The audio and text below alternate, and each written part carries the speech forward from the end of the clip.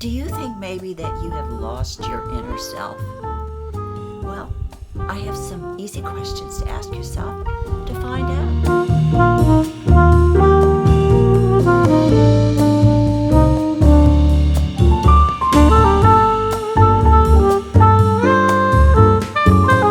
This is Sandra Hart at Life Over 60. Thank you so much for joining me again.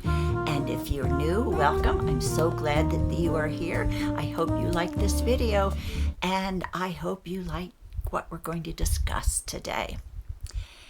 We are talking about our inner selves, and I'm going to give you 6 easy questions to ask to see whether or not you're still on track, or maybe you have lost that inner self.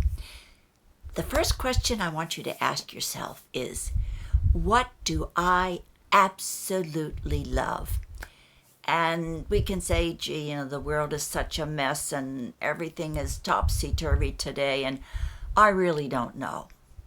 But sit down and ask yourself, what are the things that really matter to me? Write down the things that kind of fuels your mojo. What things do you honestly love? Now that's really, really important. And I had to think about this myself.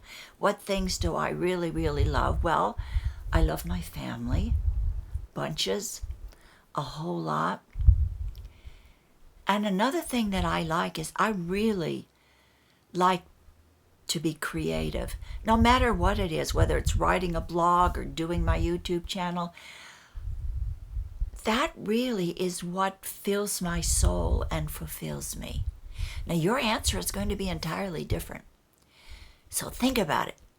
What is it that you really, really love and that fuels you and kind of makes you feel alive? All right, that's the first one. The second one is, now we've all, lived quite a few generations. And what do you consider to be the best accomplishment in your life so far? Each of us have roles that are similar because we have been sisters, daughters, wives, mothers. We've all had that role, but at least some of those roles. But what do you consider your greatest accomplishment? Make a list of the moments that you are exceedingly proud of. Just think back in your whole life. What things have I done today or in my past that really have made me feel good about myself, that I felt, hey, you did that. You were able to accomplish that, and you were successful at doing it. Now, as I said, each of us will have a different story, but and it can be something so simple as to raising your child to be a Rhodes Scholar, or raising your child to go to college. Maybe they were the first person in your family to go to college. So it doesn't have to be a standard answer. It has to be something really, really personal. What do I consider to be my greatest accomplishment in life? So that's question number 2. And I'm thinking about that myself. And it's really, really hard, because I've been blessed enough to have done a lot of things. I really have. But, I don't know. I just don't know. I mean, when I look back, because I love my children so much, I think maybe it's the fact that I raised my children basically most of the time as a single mom, and they're all okay, and they're all really doing well. That's just an extension of myself. But what did I do? I think maybe it was later on in life when I changed careers and I became an actress, and I was able to work hard and get all of my union cards. And that is really hard to do, to get your Screen Actors Guild card. It really is, especially when you're 50.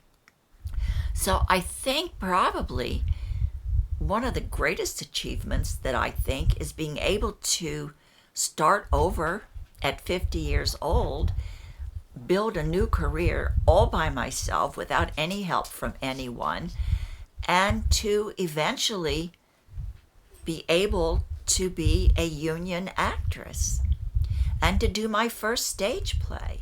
So those were all dreams that I had as a young girl, and I put them on a shelf because of life and because of other paths that I was walking and that came my way, and doors opened and I went through it. So I kind of lost that dream when I was growing up and as a woman and with responsibilities. So I think I'm kind of proud of myself that I was able to realize my dream when I was 50, and then being an author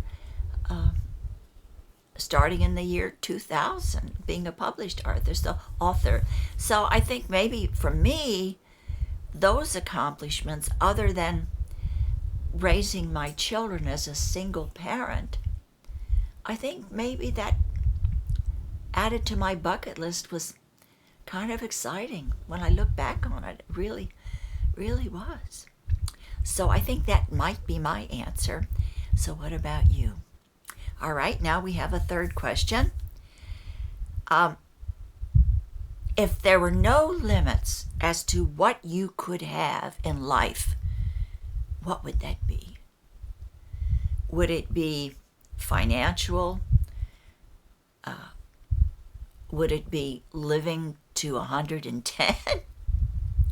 Think about it. What would that be? And this question really is a true eye-opener, because many of us can kind of verbalize what's missing in our lives, but really putting it down on paper and really thinking about it, and by thinking about that, you may find that you are not that far off. All of these inner expectations that we have that we keep to ourselves, maybe if we could align those inner expectations with reality, we might just be able to make them come true. Did you ever think about that? Inaction produces nothing, but action produces results. So you just might be able to achieve that thing that you've always wanted to by aligning your inner dreams with reality and actions to make that happen. It's really not that hard, unless you want to climb Mount Everest, and then that's a challenge. But most of us have more realistic dreams, don't we? And number 4, what would my purpose be if I knew no one would judge me? Now that's really a hard one, because today especially, we are judged for every word that comes out of our mouths. It's a different time. But what would you be if there was no judgment whatsoever? Would you bring out more of your weirdo, like I had in one of my videos a couple of weeks ago? Tell yourself and write down every single thing that you would say, that you would do, if you had no fear, you had no worry of consequences, and you had no judgment from anybody. Just exactly what would your most deeply held wishes and dreams be? Now that's kind of fun, isn't it, to think about that? Because I'm like you, I really never thought too much about that. But I think the one thing on my bucket list, and I'm really afraid, to even say anything to my son, the musician, but I really would like, on my bucket list, the one thing that I have left, I think, would be to record a record. maybe not 12 songs, but maybe a couple of songs, 2 or 3 songs. I really would, I started out, I wanted to be an opera singer when I was a girl and an actress, and I had all these dramatic dreams. But I think that if I was really honest, that's what I would like to do. I really would like to record.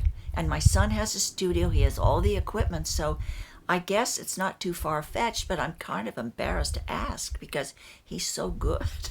And has so much talent, and here comes old mom, wanting to do a record. But I think that's what I want to do. So I'm bearing my soul and I'm embarrassing myself with you, but I really think that's what I want to do. So maybe I should write it down. Maybe instead of just verbalizing it, and just writing it down, I should verbalize it, and I should ask my son, say, hey, would you mind if your old mother went into the studio with you and you helped me record a couple of songs? I'm learning too.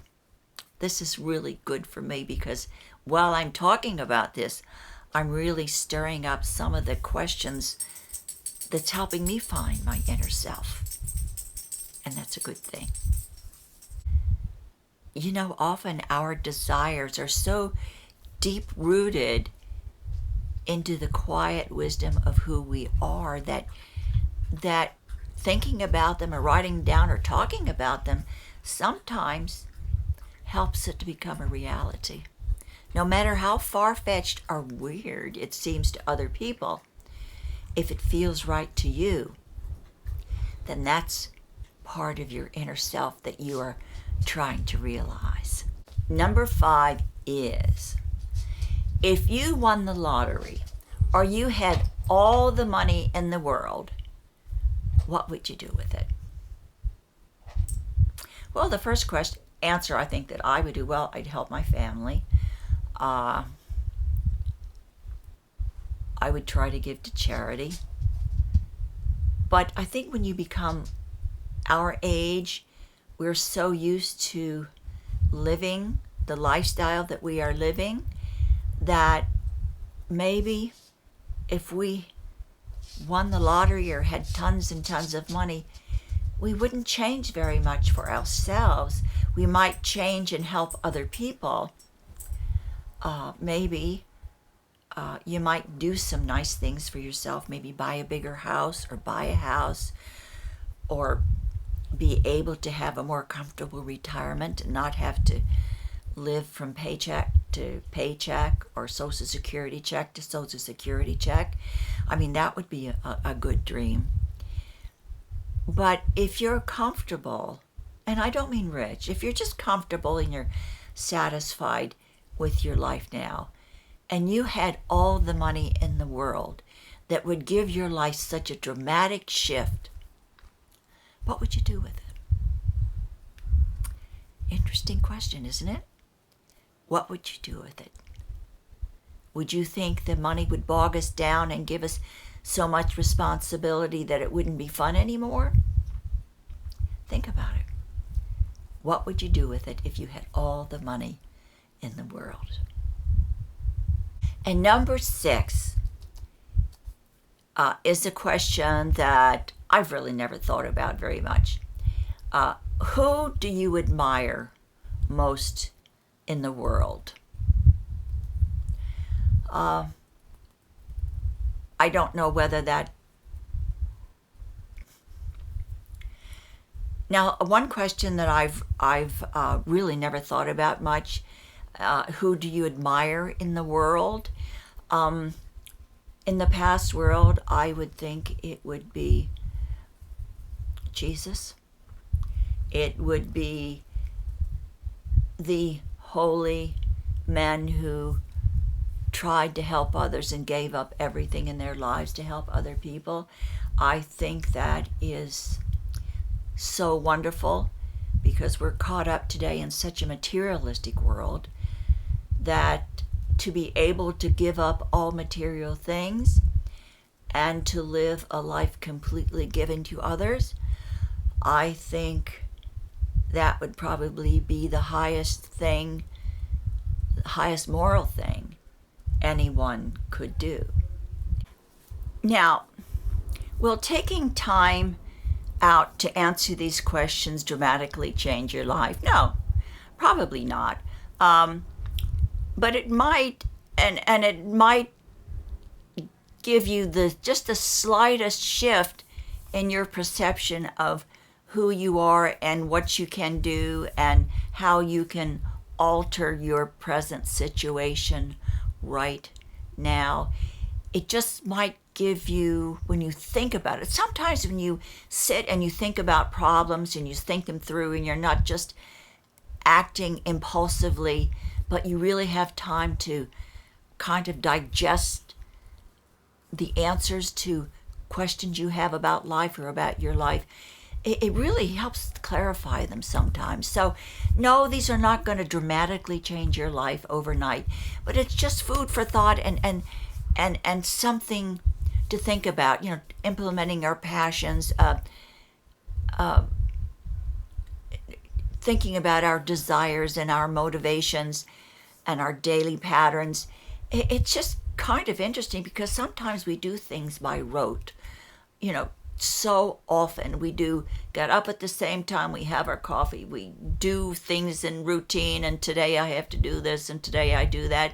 And we become almost like robots a little bit because this world is so chaotic and there's so many things to do, and we have the internet, we have social media, and we have all of these distractions that perhaps prevent us from just sitting back, relaxing, and thinking about our true selves and a sense of knowledge that we have about our inner selves. We don't have time to think about that a lot of times, do we? And so I think the takeaway from this is that our power for change is from within, and our purpose in life comes from within. And so therefore, if we ask ourselves a few questions in quiet moments about what is going on in our inner selves, then perhaps our own personal shift will begin. And I've always said that it's never too late to change. I know some of us have circumstances that are beyond our control, and there's no way that we can completely change our lives. But if we can make one little corner of sunshine in that inner life of ours, one little corner for ourselves, one little corner of sunshine within the circumstances that you are caught in, it does help. It really will help you get through each day. And I want you to think about that today. So thank you so much for joining me. 6 questions that you can ask yourself about, have you lost your inner self? Maybe you have not. Maybe you've been right on target all along. But have you lost your way? Have you lost your inner self? And how can I get it back? How can I find at least part of myself to get back on track so I can lead a better life over 60? Thank you so much for joining me today. Please do something really great for yourself today. And of course, always be kind. Don't forget to be kind and share the love. That's so important to all of us. Thank you so much for joining me. I hope to see you again. And if you haven't subscribed, I'd love to have you subscribe and join us all on this journey that we are taking together. Take care and know I love you.